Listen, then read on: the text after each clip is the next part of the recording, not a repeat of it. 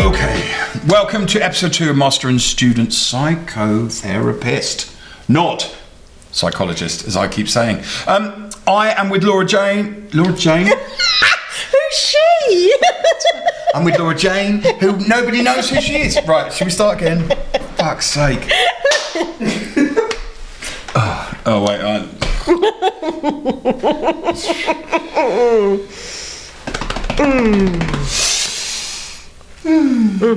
Right. Welcome to episode 2 of Master and Student Psychotherapist. I am with Laura Drane, and she is a psychotherapist, and I am just a measly student who's on the road to becoming something which, I'll be brutally honest, isn't actually clear what I'm doing yet. So I'm looking at counselling. I'm doing a child psychology course. I'm also doing an OU, what's it called, an access module. Okay, so I came to you when I first wanted to do this, just to ask permission. That's what was going on, wasn't it?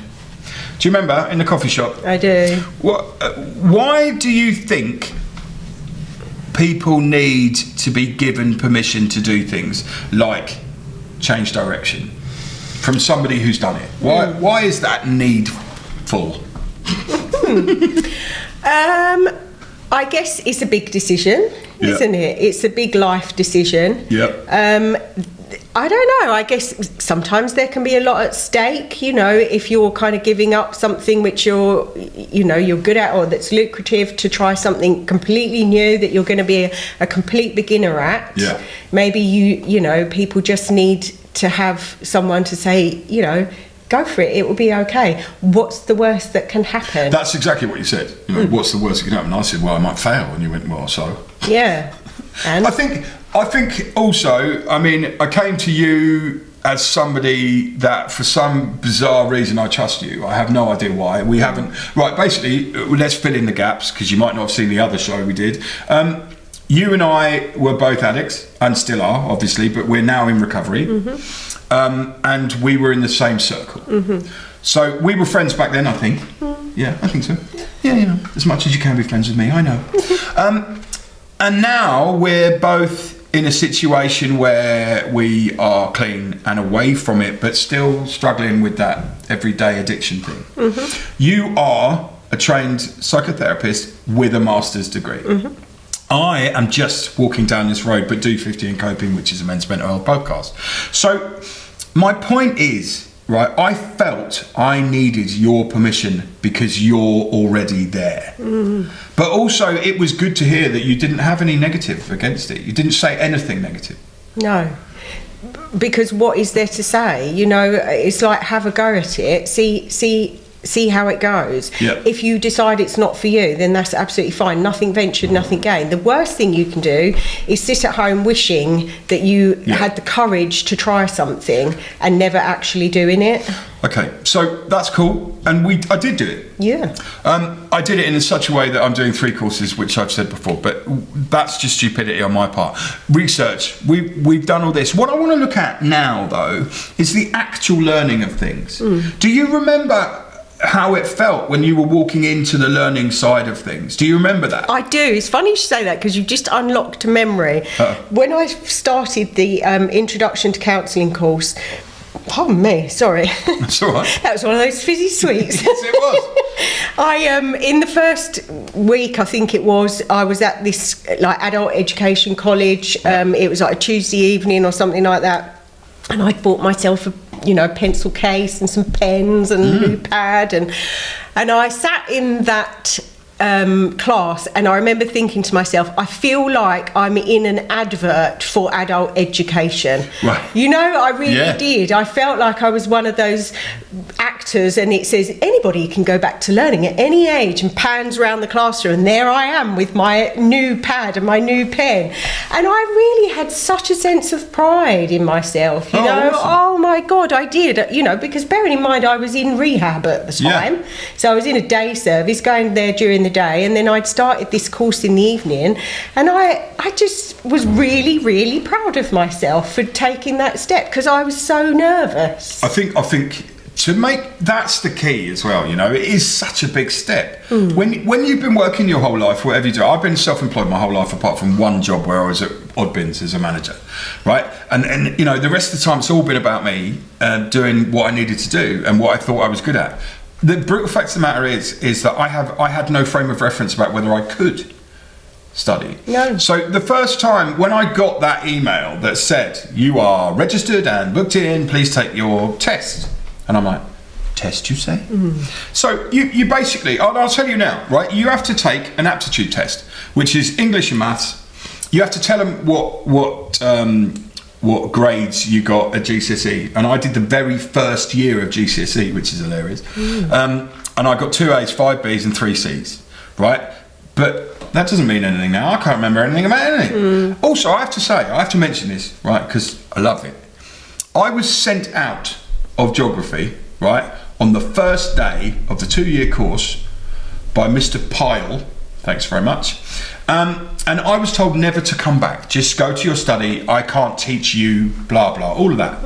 I got a B in geography with no help from any teachers. So the only reason I'm telling you that is not because I'm bitter and twisted about Haileybury or anything to do with my schooling. Oh, I said Haileybury, I apologise, but that's where I went, right? But I am showing early aptitude for learning on my own. And that was one of my thought processes when I started on this course. So you have to remember that university learning and school learning is very different. So at school, you're cause and effect. I've learnt this, I will regurgitate it here. University learning is not that. So do you see the difference between school and what you picked up to learn? Yeah, I do. I mean, my training was at a university, but it doesn't mean that you have to go to university to be a therapist. No. So well, I'm doing it online. Well, yeah, exactly. So I just wanted to make that distinction, but also what I think one of the main differences for me with learning something as an adult as opposed to being at school is that I'm really interested in the subject that I'm learning. That's it. Because I'm an adult and I chose it. Yeah. But when you're a child and you're at school and you're being taught stuff that you couldn't care less about, you know somewhere in the back of your mind that you're never going to need to know it ever again in your entire life. Yeah. And for you as an individual, it is the most boring stuff on the planet, then that is a very different scenario to actively seeking out some training in something that you are passionately interested about and would like to build a career around. That's it. So they're two completely different scenarios. But as a human being, you will regress in your memories to the hatred of school, of course, or the love of school, or however you felt about school. Let me tell you now, none of it matters. Okay, none of it. Right? So the only thing, do you know what a Swanley Bar Lake is? No. No, it's not. It's a swan. I can't. I thought I'd remembered some geography. Oh wow. But I hadn't. No. There you go. You see. Oh, I have. Oh. Swirling eddies. Do you know what a swirling eddy is? Nope. Right, it's where water goes over some stones, right, and then swirls caused by something in like a vortex. Wow. See, I remember my But geography. do you know how to ask to the best way to the station in German? No, I could do it in French. Wie komme ich am besten zum Bahnhof, bitte? Nice work. There you go. Oh. That's the only sentence I can speak in German. That's good. I can speak quite good French. No, that's rubbish. I can speak pidgin French because I've lived in France and my dad still does. There you go. That's the only reason. Right, the reason for that comment as well, and I'm going to quantify it, is we still remember things from school. We are both not school age. You're younger than me, and I won't give away. By a bloody mile. Yeah, if you like. But so, you know, I had a terrible time at school. I hated every minute of it, to the point where I became what they wanted me to be, which was the enemy, because I just thought it was path of least resistance, and if you want me to smash up stuff and you want me to be an arsehole, I'll give it to you, because that's who I am.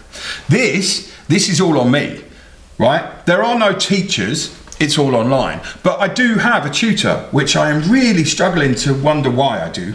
Because he phoned me this morning. He's a great man. He's very intelligent. He's done everything. But I'm like, I always say to him, no, I'm all right, thanks. I don't really need anything. Which obviously there will be times where I do need him. So my point is, don't look at tutors and people at universities the same as school teachers. They're not. Right? A lot of the time as well, they're really learned people who you can really glean information from. So be positive with all that. The other thing, learning isn't just about making mindless notes, but you do have to write notes about the key points.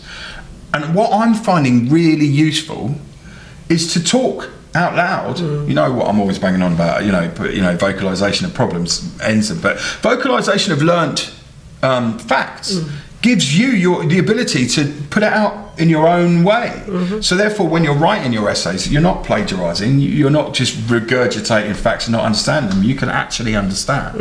And that's the key. Understanding is the key, right? When you first started and you did the counselling and you were proud and you did all that, how did you go? What was your first stumbling block? Do you remember, if there was one? Or did it just smooth in because you were so passionate? I wouldn't say there was any one incident in particular. I tell you what kind of it sort of hindered me a bit was the fact that I was so angry. Yep. I think because I was new in recovery, I just put down all my coping mechanisms. I was raw, I was in therapy, and I hated the world, and that kind of did hinder me a bit because I hated my tutors and I hated all the people on my course and I hated myself, and so I created obstacles. I created things to get angry about, basically. Why do we have to write that? Why do we have to do because I was I was in quite a bad way emotionally. So that I would say is probably a bit of a stumbling block for me. But the thing is as well about counsellor training, if you're training to be a therapist, this isn't about learning information. This is about working through your own stuff. That is the biggest qualification for being a therapist, is to have sufficiently worked through your own material that you can be present for another human being, even if what they're saying is really triggering for you, that you can put yourself to work, your stuff to one side and you can be there for that person.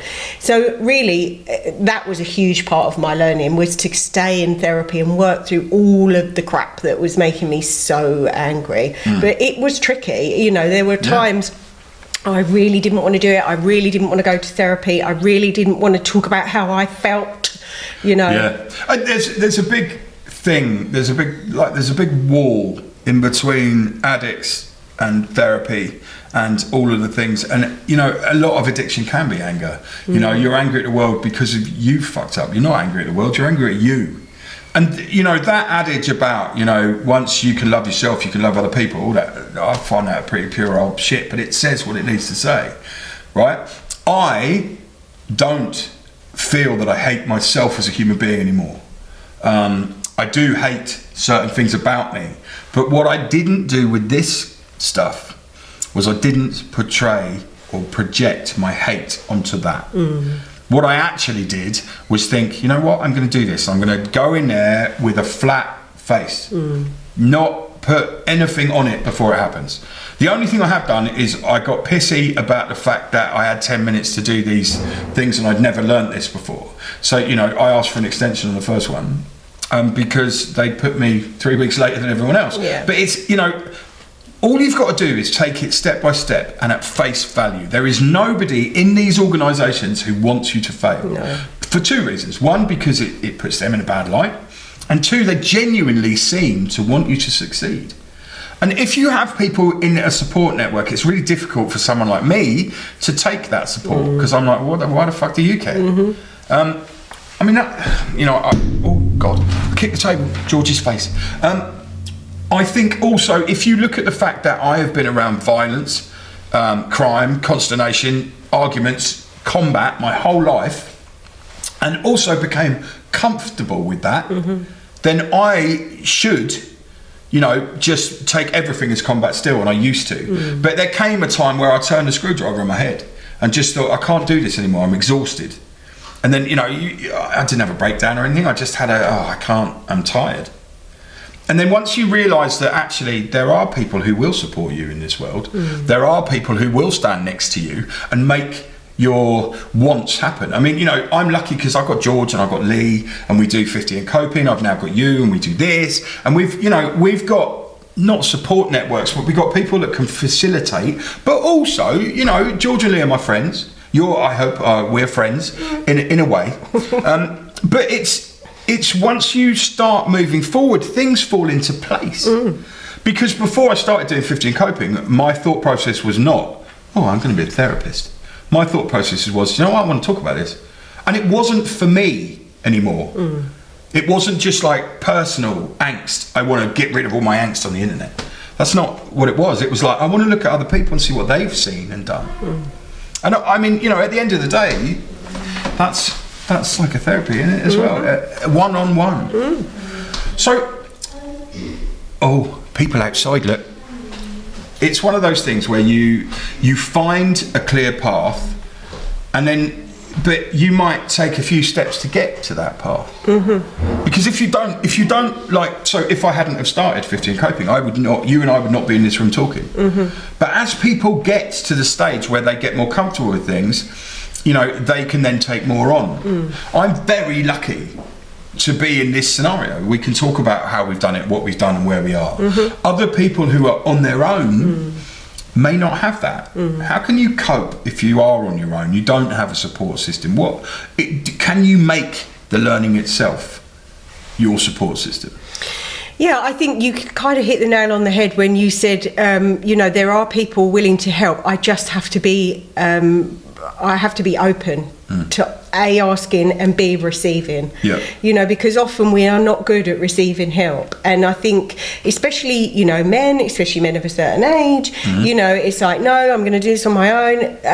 And I think that's the bit that has to change, because there is loads of support. You know, if you decide that you want to start studying anything, and you go to a college or the OU or whatever you do, there are loads of different places that you can access support, but you've got to be willing to put your hand up and ask for it, and then when it's offered, receive it in the spirit that it is offered.